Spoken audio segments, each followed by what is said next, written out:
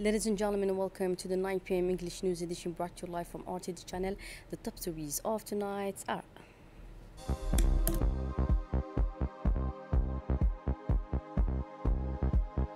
and a message of congratulations to his Chinese counterpart on the occasion of China's National Day. The National Assembly has officially opened the second ordinary session of the 9th legislature, marking the continuation of the parliamentary activities. In Gaza, dozens of Palestinians have been killed amid ongoing conflict in the region. The Hamas resistance is currently reviewing a ceasefire proposal. Welcome back in our newsroom. We begin tonight's news with a message of congratulations from the President of the Republic to his Chinese counterpart. On the occasion of China's National Day, the President of the Republic of Djibouti, Ismail Omar Guelleh, sent a message of congratulations to President Xi Jinping, wishing him good health and happiness, along with the continued prosperity and well-being for the friendly people of China. In his message, President Guelleh praised China as a global superpower known for its advanced technological expertise, which has fueled the country's industrial growth and overall development. He also expressed satisfaction with the growing strength of Djibouti-China relations, calling them a source of prosperity across all sectors. Djibouti and China today stands as a successful model of cooperation between two nations of different size, said President Guelleh. He added that the elevation of their ties to a comprehensive strategic partnership will further enhance collaboration, mutual support, and solidarity between the two countries. And now, Djibouti's National Assembly opens a second ordinary session of the 9th legislature. In line with the Article 52 of the Constitution, the Speaker of the National Assembly, Dileita Mohamed Dileita, officially opened the second ordinary session of the 9th legislature this Monday, October the 1st, 2025. The ceremony held in the Assembly chamber marks the resumption of legislative work central to the nation's democratic and political life. The event was attended by Prime Minister Abdul Qadir Kamil Mohammed, members of the government, MPs, as well as high-ranking civilians and military officials as well. Also present were members of the diplomatic corps, international organization, local authorities, and civil society representative. The session opened with the national anthem, followed by a welcome speech from the Speaker of the Parliament. In his address, Mr. Dileita Mohamed Dileita emphasized the importance of this so-called budget session dedicated to reviewing the 2026 finance bill in accordance with Article 51, paragraph 6 of the Constitution. He also highlighted the need for inclusive decision-making, promotion of peace, security, good governance, and the strengthening of parliamentary and international partnerships. On the diplomatic front, the Speaker of the National Assembly recalled the busy international schedule of September, including President Ismail Omar Guelleh's participation in the United Nations General Assembly. On that occasion, Djibouti reiterated its unwavering solidarity with the people of Palestine and its firm support for a two-state solution and an immediate end to the violence. Institutionally, Dileita Mohamed Dileita announced that this session will also include the renewal of parliamentary bodies in line with internal regulations.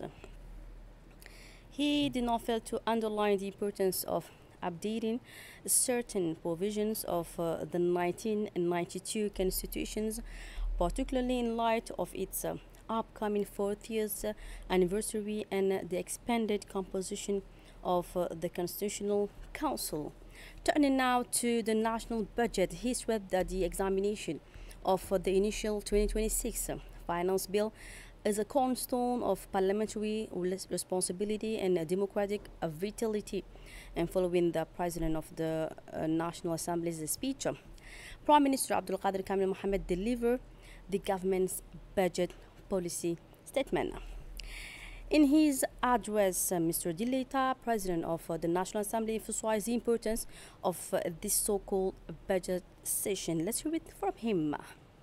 Cette rentrée parlementaire intervient après des vacances d'été.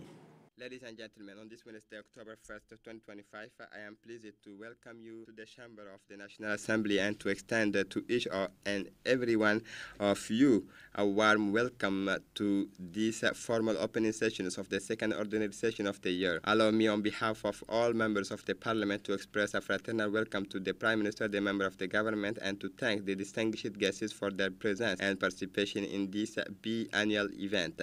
It is our shared commitment to gather for this parliamentary session, commonly referred to as the budget session, which provides the Parliament with the opportunity to review the state's annual budget. At this point, I would like to refer to Article 51, Paragraph 6 of the Constitution, which stipulates the annual finance law is reviewed during the second ordinary session, known as the budgetary session. Thus, Parliament must ensure that budgetary projections are aligned with programs and policies that meet the needs of the population, particularly in areas such as democracy, the rule of law, poverty, reductionist, the fight against terrorism, and climate change. To this end, we must keep in mind the fundamental purpose for which our Parliament was established. I call upon all of us to fully commit to the enormous task ahead and to resolutely undertake the work necessary to complete the session's agenda within the time allotted. We must also be guided by a determination to ensure that all segments of society are represented in decision-making processes to safeguard peace, security, and good governance, gender equalities, and human rights, and to strengthen our relationship with the interparliamentary bodies and partner organizations. These are our essential duties, and we must dedicate ourselves to fulfilling them. We continue with the speech of the President of the National Assembly. Monsieur le Premier ministre, chers collègues, cet état d'esprit est d'autant plus opportun.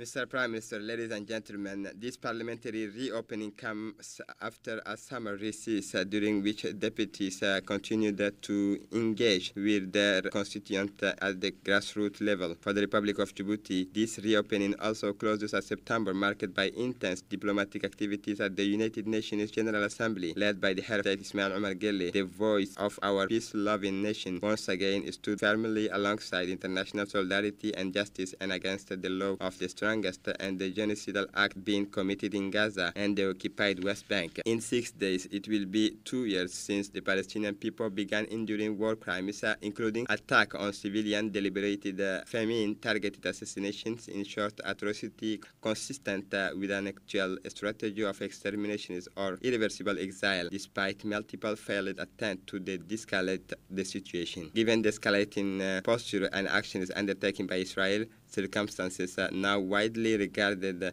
as genocide and blatant attempt to annihilate the Palestinian people. The Republic of Djibouti, in line with the international community, has reiterated its rejections of the doctrine of might makes right, and once again, throughout the voice of the President, affirmed its commitment to a two-state solution and called for an immediate end to Israeli atrocity against the Palestinian people. For his part, Prime Minister Abdul Qadir Kamil Mohammed delivered the government's budget policy statement outlining key priorities for 2026 under the vision Djibouti 2035 roadmap. The Prime Minister. La projection de développement du pays. Indeed, the country's development outlook, the result achieved by government policy and the consideration of the international context allow for a better understanding of fiscal policy. Moreover, given the specific national political environment on the eve of a major electoral event, I opened this plenary session with greater emotion than in previous time. The analysis of the government's policy outcomes will not this time focus solely on the past 2 or 3 years. I wish to highlight the exceptional success achieved under the leadership of the President of the Republic. Likewise, when projecting government policy, it seems necessary to take a long-term view in order to fully reflect the President's comprehensive vision for the country's future. This chamber, the cornerstone of our democratic system, where dialogue between the legislative and executive branches is increasingly continuous, truly represent the ideal place for us all to engage in joint discussions on the nation's development.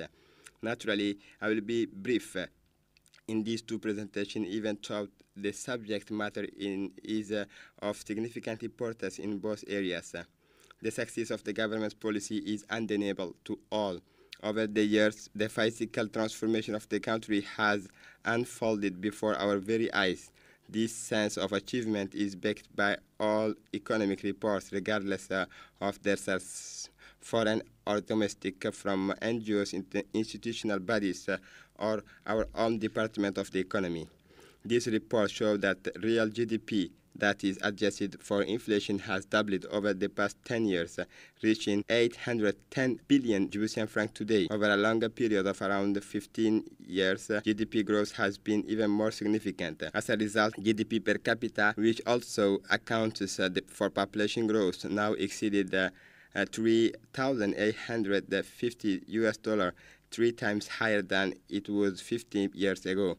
Thus, even though the population has grown during this period, economic growth has far outpaced the demographic growth, allowing income per capita to increase substantially.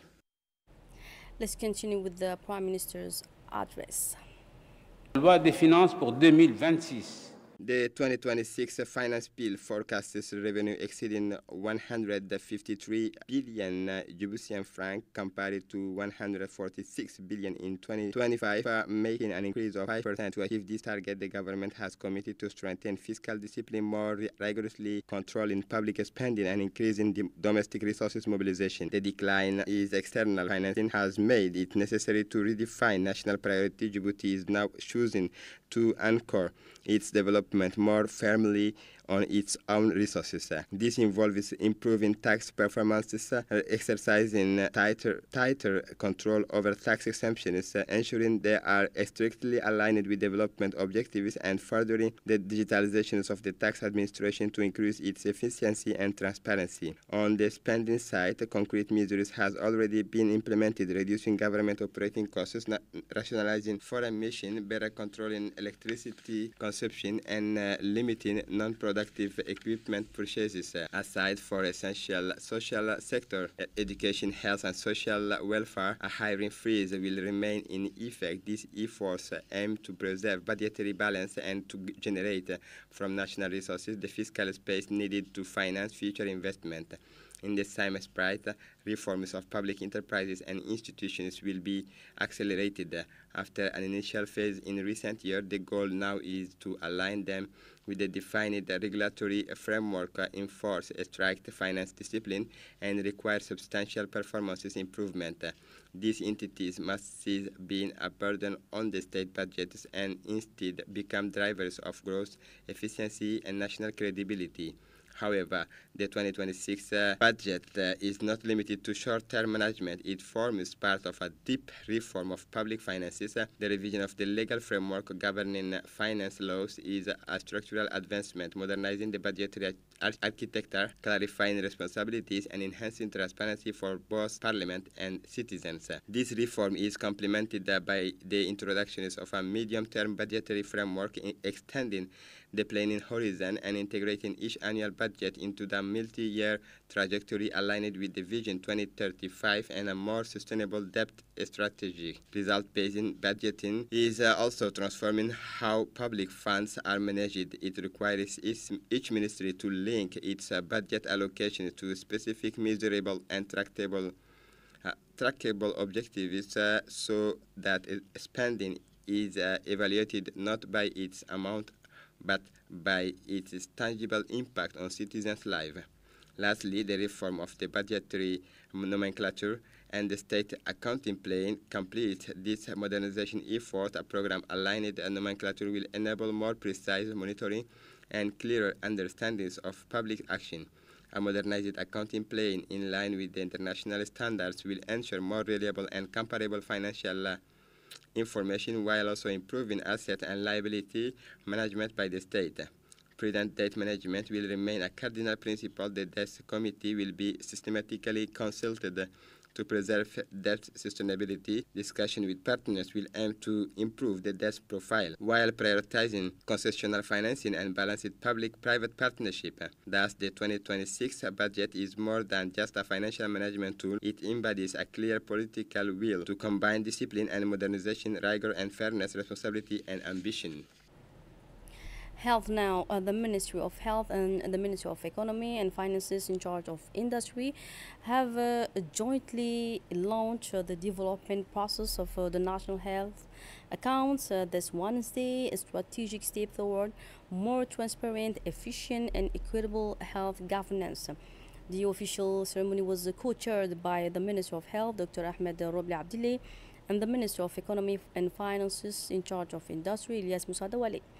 Also in attendance were the Secretary General of the Ministry of Health, Mohammed Ali Mohammed, the Secretary General of the Ministry of Economy, Abdulrazak Ahmed Idris, alongside the technical and financial experts from both ministries. This initiative falls in line with the government's effort to enhance budget transparency and public accountability as outlined in the National Health Development Plan and Djibouti's commitment to universal health coverage. The National Health Accounts aim to map financial flows in the health sector to improve resource allocation, support budget advocacy with national authorities and technical and financial partners, inform public policy using evidence-based data, and strengthen multi-sectoral coordination and national ownership of planning tools. This process represents a major step toward formalizing the NHA with the goal of producing reliable annual data to support a sustainable, inclusive, and high-performing health system. With this initiative, Djibouti reaffirms its commitment to data-driven decision-making and to building a more resilient healthcare system for all. Also in the news today, Russia delivers humanitarian aid to Djibouti to support drought response efforts. An official ceremony was held at the Djibouti International Airport to receive a humanitarian donation from the Russian Federation to the Republic of Djibouti. The event marked a significant step in international cooperation aimed at mitigating the severe impacts of the ongoing drought affecting the region. The event was attended by Ulufa Ismail Abdo, Minister of Social Affairs and Solidarity, and Mr. Andrei Shanin, Chargé d'Affaires of the Russian Federation in Djibouti.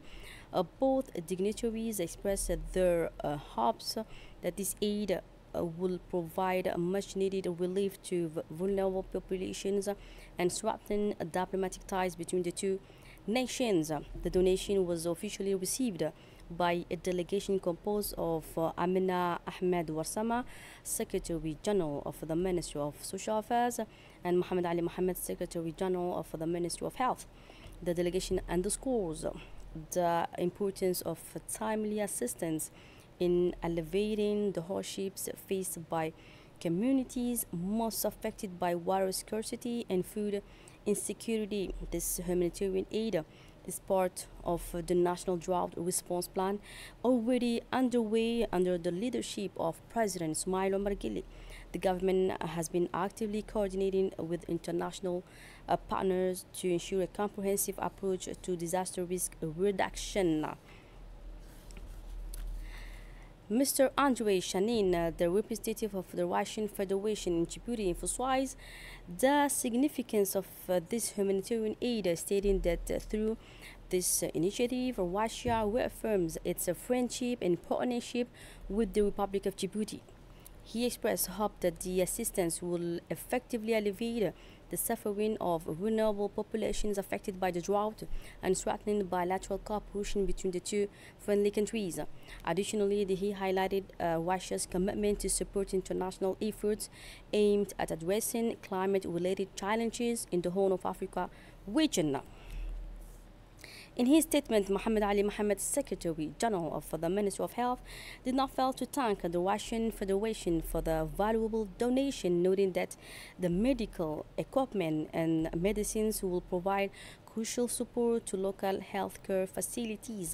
He also highlighted the importance of ongoing collaboration to better address the healthcare needs of communities impacted by the climate crisis. Furthermore, he assured that the government of Djibouti will prioritize the efficient distribution of these resources to ensure they reach those most in need. Amina Ahmed Warsama, Secretary General of the Ministry of Social Affairs, expressed her gratitude to the Russian Federation for the valuable humanitarian aid. She emphasized that the donation will significantly contribute to strengthening the national drought response plan and improving the living conditions of population in need. She also highlighted the importance of international cooperation and solidarity in addressing the current humanitarian challenges. Moving on to Riyadh now, where the Republic of Djibouti took part in the second ordinary session of the Arab Cybersecurity Ministers' Council held on Tuesday, September 30, 2025 in Riyadh, Saudi Arabia. The Djiboutian delegation was led by Diadine Said Babakrama, Ambassador Extraordinary and Plenipotentiary of the Republic of Djibouti, accredited to the Kingdom of Saudi Arabia, accompanied by Abdulrahman Ali Said, Advisor to the President at the General Secretary of the Government, and Mustafa Mohammed Ismail, Director General of the National Agency for State Information Systems. In his speech, the ambassador highlighted Djibouti's significant progress in the field of cybersecurity, notably the adoption of the National Cybersecurity Strategy, the enactment of the Digital Code, and the annual organization of the National Cybersecurity Week. He also announced a major strategic project, the upcoming establishment of a National Cybersecurity Agency aimed at strengthening the country's institutional and regulatory framework. Still with the national news, the Ministry of Environment and Sustainable Development, in close collaboration with the Transnational Red Sea Center, organized a restitution workshop yesterday at Sheraton Hotel. The work of this mission, launched in 2022, was conducted under the aegis of the Ministry of Environment and Sustainable Development in close cooperation with teams from the Transnational Red Sea Center, the University of Djibouti, CERD, and the Sovereign Carbon Agency. The mission covers 6 strategic sites: Djibouti City, Musha, Maskali, Arta Beach, Gubet, Tajura, and Obuch. On September 29, 2025, the merchant vessel Minor Vagrage was attacked by a missile in the Gulf of Aden. The crew, composed of 18 sailors of various nationalities, had to abandon the ship, which was severely damaged. One serious injury was reported. Rescue operation jointly conducted by the frigates HAS Spitsai and FS Chevalier Paul and enabled the rapid and efficient evacuation of the entire crew. The Coast Guard played an active and essential role in the operation by deploying patrol boats to escort the vessels carrying the survivors to the port of Djibouti, ensuring their safety throughout the transit. This intervention highlights the effective collaboration and cooperation between the Coast Guard and allied forces operating in the Gulf of Aden region, particularly within the framework of maritime security and safety missions. Thanks to this joint action, human lives were protected and maritime security was maintained amid a highly unstable context. Upon arrival at the port of Djibouti, port authorities immediately took over to organize the reception of the survivors. The successful rescue underscores the critical importance of international maritime cooperation in responding to security threats in the region. Efforts will continue to enhance preparedness and coordination to safeguard vessels and crews navigating these vulnerable waters. In Dakhil now, on Sunday, September 28, 2025, the New Union of Youth in Solidarity of Yoboki and the Initiative of the Integrated Development of Women of Yoboki jointly organized an award ceremony honoring the top graduate of the 2025 baccalaureate session from Yoboki High School. The event took place in the hall of the Regional Council of Dakhil and was attended by several distinguished guests, including the prefect of the region, Hassan Abdi Roble, the president of the Regional Council, Mahad Hussein, member of parliament from Yoboki, Ahmed Mohammed, along with the civil and military authorities, senior government officials, and the sub-prefect and village chief of Yoboki, local elected officials, parents, teachers, and members and leaders of the two organizing association. During the speeches, the speaker praised the excellence of the graduate and congratulated the organizers for this civic initiative aimed at encouraging young people and promoting a culture of effort and achievement. Turning now to the regional news, the Kenya National Bureau of Statistics has announced that the national economy grew by 5% in the second quarter of the 2025, marking a notable increase compared to the 4.6% recorded during the same period last year. This strong economic performance reflects the country's continued progress toward a sustainable development and confirms Kenya's ability to boost productivity while developing its key sectors in balanced manner. The growth also highlights the relative success of the economic reforms implemented by the governments. In the world news, at least 35 Palestinians killed in Israeli military attacks across Gaza Strip. At least 35 Palestinians, including a pregnant woman and children, have been killed in attacks carried out by the Israeli military in various areas of the Gaza Strip, according to local health sources. In the Netzarim corridor area located in central Gaza, 18 Palestinians were killed by Israeli gunfire while waiting for humanitarian aid, and 33 others were injured. Yesterday marked the end of the African Growth and Opportunity Act, established in 2000, which allowed numerous African products to enter the U.S. market duty-free. Over 22 years, this program has supported the growth of key sectors and facilitated the creation of thousands of jobs across the continent. In Kenya, the textile industry is a prime example of AGOA's impact. Export to the United States grew from $50 million to $500 million, providing more than 66,000 jobs, predominantly held by women now. Moving on to Doha, and now the 6th Global Ministerial Summit on Mental Health began on Tuesday in Doha under the theme of promoting mental health care through investment, innovation, and digital solutions. The two-day event is held under the patronage of the Prime Minister and Minister of Foreign Affairs, Sheikh Mohammed bin Abdulrahman bin Jassim Al Thani. This summit serves as an international platform for exchanging experience and developing actionable strategies to strengthen mental health at both national and global levels. So that's it for tonight's news. Thanks for being with us and have a good night.